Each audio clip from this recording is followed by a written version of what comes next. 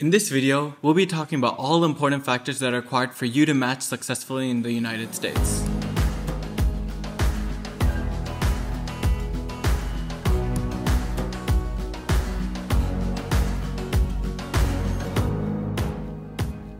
So we're going to be talking about all the important factors that are required for you to match in the United States. This is a long and detailed video that's backed up by a lot of research, and I've asked a lot of people about their personal experiences. So keep a notepad and pen ready because this video goes into a lot of detail. I'm going to leave timestamps down below so you can skip around to whichever part you want to listen to. Now in 2018, there was a survey conducted by the NRMP where they asked program directors what they thought the most important factors were to match into residency. So we're going to initially talk about those, then we're going to talk about all the small little things that people don't tell you about. So stick around to the end because this video has a lot of information. Now we're going to be talking about the most important one, which is your scores. 94% of program directors say that they look at Step 1 scores, whereas 80% of program directors say that they look at the Step 2 score. Program directors gave Step 1 and Step 2 an average rating of 4.1 and 4 of importance on a scale of 1 to 5. Now everyone knows how important Step 1 is. Apparently 60% of program directors have a certain target score that they want the candidates to score for them to get an interview.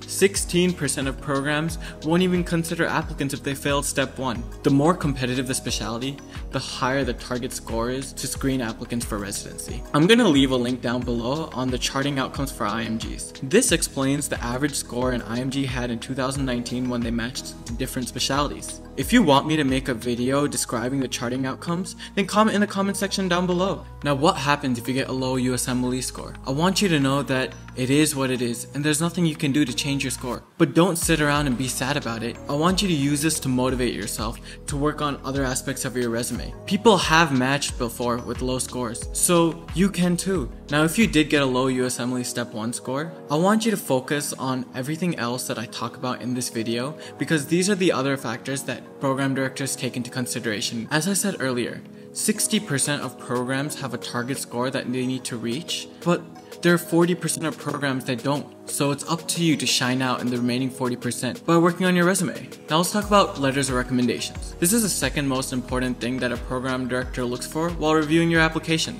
86% of program directors say that they look at the letters of recommendations, giving an importance of 4.2 on a scale of 1 to 5. Now ideally, you should have at least 2 to 3 letters of recommendations from US physicians in your specialty. Now these letters of recommendations should highlight your communication skills, your personality traits, and your ability to perform in a clinical setting. This functions as a stamp of approval from your program director or whoever wrote your letter of recommendation saying that you fit well into the American system. Now I'm going to leave a link down below of an article that talks about the pros and cons of getting letters of recommendations from a foreign country.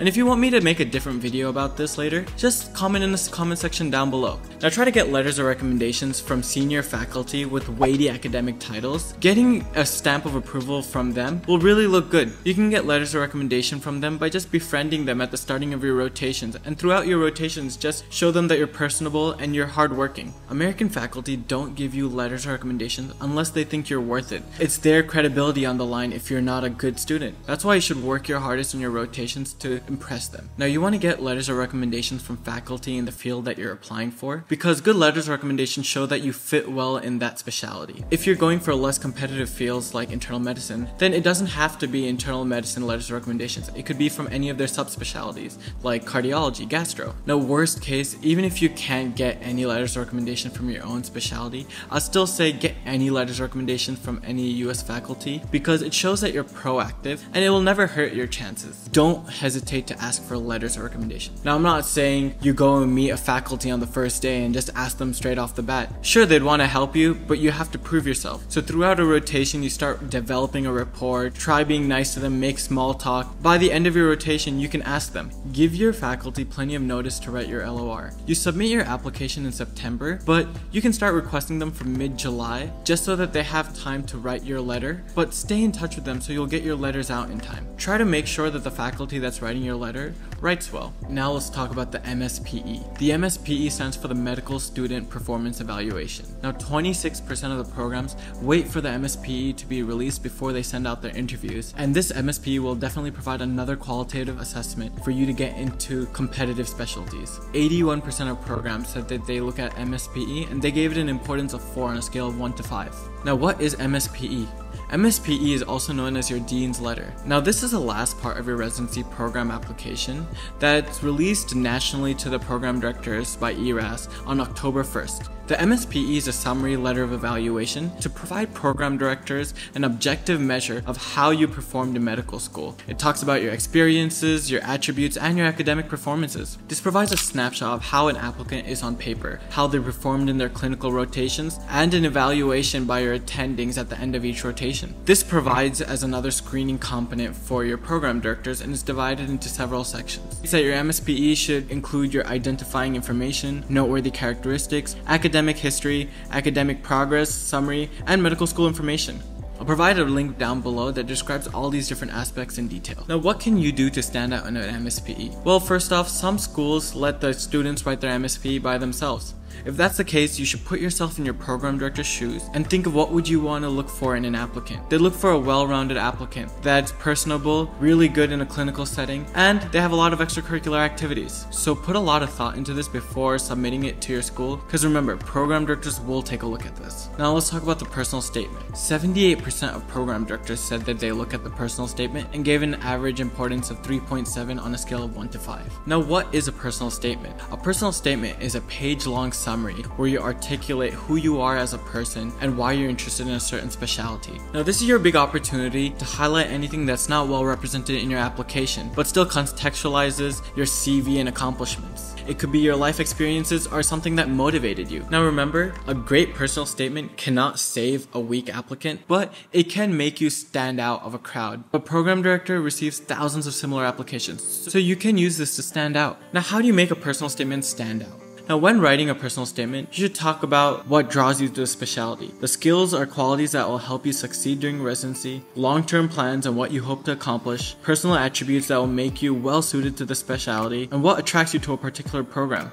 Now, I'm going to talk about a few tips that are required to write a good personal statement, and I'm going to leave a link down in the description down below of a detailed article outlining how you're supposed to write a personal statement. Now, I want you to start with an outline. Now, this outline doesn't have to categorize everything you're going to put in a personal statement. You can start out with a vomit draft. When I say this, I mean just start early, 2-3 months before you have to submit it, and try to think of a lot of motivating life experiences or accomplishments and just put it down on a paper. Over time, you can make a list of these and then you can categorize it later. So just start early and just throw all your ideas on a paper. Your first paragraph has to hook the program director. It should preferably include an anecdote of an experience or a situation. This story should be unique to you. It should give the program director an idea of where your interest in the specialty stems from. Next, I want you to demonstrate some change and growth over time. When I say this, I mean that we're constantly evolving and we're learning from the experiences around us. Now, this is a storytelling technique to engage the program director to read your entire personal statement. You should talk about different life experiences that have helped mold you into the person that you are and how it can help you fit into that specialty. The body of the personal statement is the best place to include these transformations. Now let's talk about the interview. An interview is where you have the chance to showcase your interpersonal skills. Now once you get an interview, it means that you've already met the professional requirements for a program. This interview is just a place for them to check your personality to see if you can fit in. Now, getting asked medical questions in interviews is very rare. I have had 2 interviews where one person gave me a clinical vignette and I had to answer it, and another interview I was asked to read ECGs. But this is really rare, so I don't want you to worry about that. Most interviews are just conversational, where you talk to multiple staff members ranging from your senior residents all the way to the program director. Now, programs tend to ask more behavioral and personality questions like, have you ever had a difficult patient? Have you ever had a difficult coworker in attending? How well do you take criticism? Now, I'm going to give you a few tips on how to tackle interviews, but if you want another video on the different questions that they normally ask in interviews, please leave in the comment section down below. Every interview you go to will ask the same set of initial questions. questions. Tell me about yourself. What are your strengths? What are your weaknesses? What are your goals in life? What are you looking for in a program? Why should we choose you? Always make sure that you follow negativity by positivity. Now, in every interview, you're going to be made to answer a few questions that make you look bad. But you always have to follow this by what you learned from the situation, how you grew from it, and how it will make you a better person today. Now, for example, you might not have done well in step 1, but you can say, I learned how to study, I learned how to organize myself, I learned not to doubt myself, and I did better in step 2. Don't undersell yourself. Now, I know a lot of people that are humble and they're just used to underselling themselves. Remember, you're trying to prove the program that you're qualified for that position. Now, you don't want to sound too overconfident or narcissistic, so you should practice to find the line between being confident but being humble and someone who listens. Always do research on your program. I can't stress how much you have to research your program before interviewing. Before every interview, I want you to go through the program's websites and search them on Frida. Frida is an online database of all the graduate medical education programs, and it gives detailed information about each and every program. I know some people who went as far as to read the program director's research papers so they can highlight it during the interview. You have to adapt to different programs. If it's a university program, you should say that you like the fact that the program has research, but you shouldn't say this if it's a community program. Lastly, I want you to emphasize your location.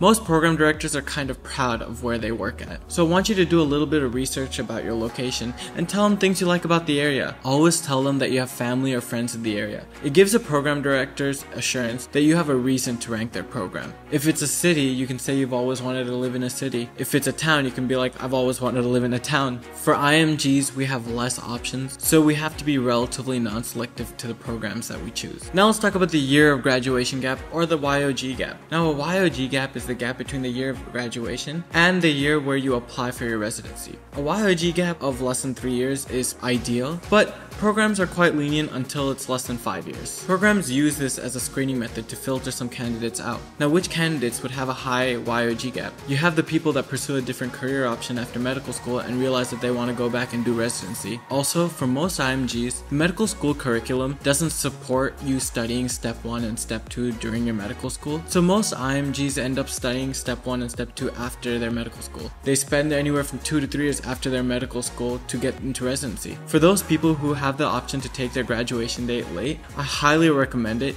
because the less your YOG gap, the exponentially higher chance you have in matching into residency. Now, I get asked all the time, what if my YOG gap is more than 5 years? Well, I want to say, you can't change the position you're in. Yeah, it might be a little bit harder for you to get in, but almost every single applicant has some sort of red flag or the other. People have matched with a high YOG gap before. All you have to do is make other areas of your application shine out. Now, the most important thing an old graduate can do to compensate this gap is clinical rotations. This shows a program that you've had recent access to hospitals, and this also provides an area for you to get LORs and network. Outstanding LORs are really important in this case because it shows a program that you still haven't forgot your clinical knowledge. Also, these rotations will give you a chance to network, meet higher doctors, and give you research opportunities. Any type of research will be helpful, even a case report, case series, literature review. I do want to say that I know people who try to overcompensate with 6, 8, 10 months of observerships, but the quantity of observerships don't really make a difference. Yeah,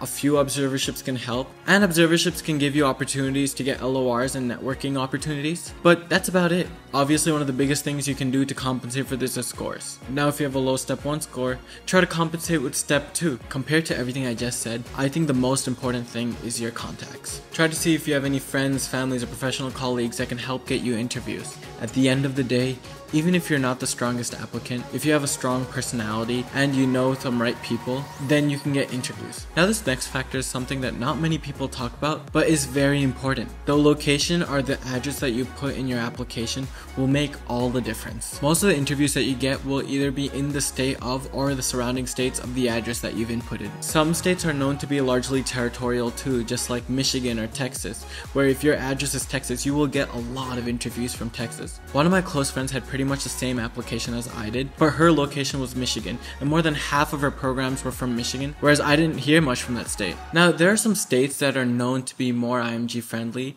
because they accept a higher number of IMGs. If you can, can, when you fill out your application, try to make sure that your address is from one of these states. Now let's talk about your CV or your resume. In reality, your CV is your first interaction with the program director. This is why you'd surely want your CV to do more than just impart information on your personal and educational history. Strive for a CV that establishes a favorable image of your professionalism. Your CV is divided into your work experiences, your volunteer experiences, and your research experiences. Your work experience can include a lot of things. It could include a job that you had during or after your medical school, or it also includes your away rotations. And when I'm talking about away rotations, I'm talking about your clerkships, externships, sub-internships, observerships, and research. I mentioned this before, so I won't go much into detail about this, where clerkships, externships, and sub-Is are your hands-on, whereas your hands-off is observerships and research, and your hands-on provides a lot more value to your resume. I talked about this in another video, and I'm going to leave the link right there. But if you want me to make another video on the details about clinical rotations, please leave in the comment section below. And if you've liked the information so far,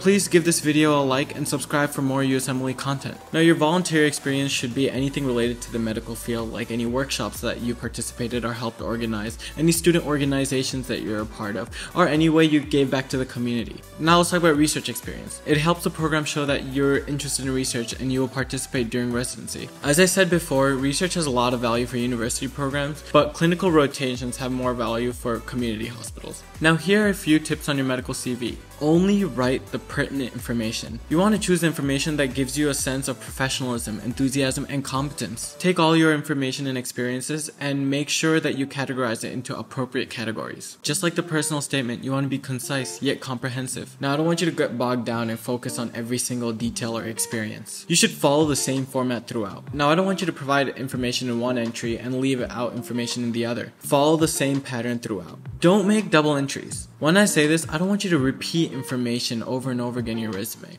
This is unfavored as it's called padding your resume or adding fluff to your resume. And lastly, have someone proofread your CV. Now you can divide this into 2-3 categories. First, have a friend who knows you proofread your CV, then someone who doesn't know you, and at the end, have a professional editor proofread it. I've attached links in the description on articles that provide tips on creating a well-written medical CV and an example medical residency CV. So please check them out. Now let's talk about visa status. It is true that your visa status will play a part in your matching into residency. IMGs are divided into 2 categories, your non-US IMGs who are not US citizens and your US IMGs who are US citizens. Now this isn't something that you can control, so I'm not going to talk too much about this. So according to NRMP, it's considered a myth that if you're a green card holder or a US citizen, you match easier. Now this is right and wrong.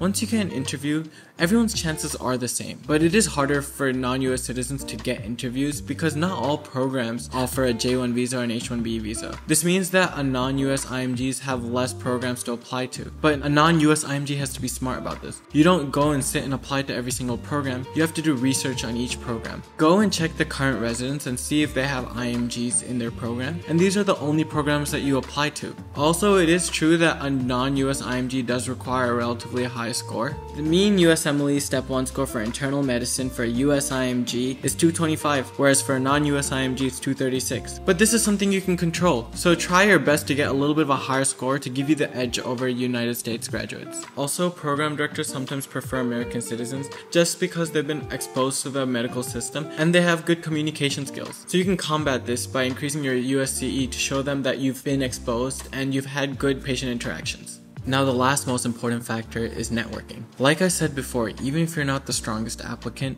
knowing a few people in the right places can definitely put you on par with people with a good application. But people generally have a wrong idea of the term contacts. They think of friends or family, but the most important contacts are the ones you make yourself. With any exposure to a hospital, let it be research or rotations, talk to senior faculty early. Try creating a rapport with small talk, being personable, and show them that you're a really hard worker. Most doctors really would love to help people out, but it's their credibility on the line, so you have to show them that you're a hard worker. Therefore, you should do your best to stand out and work hard in these situations. Now, if there are any other topics that you'd like for me to make a video on, please leave it in the comment section below. I've left links to resources for Step 1 and Step 2, and if you found this content helpful, please leave a like and subscribe for more quality USMLE content in the future. And while you're still here, check out some other videos on my channel. My videos are aimed to help IMGs with the entire USMLE process and help them match into residency. Good luck.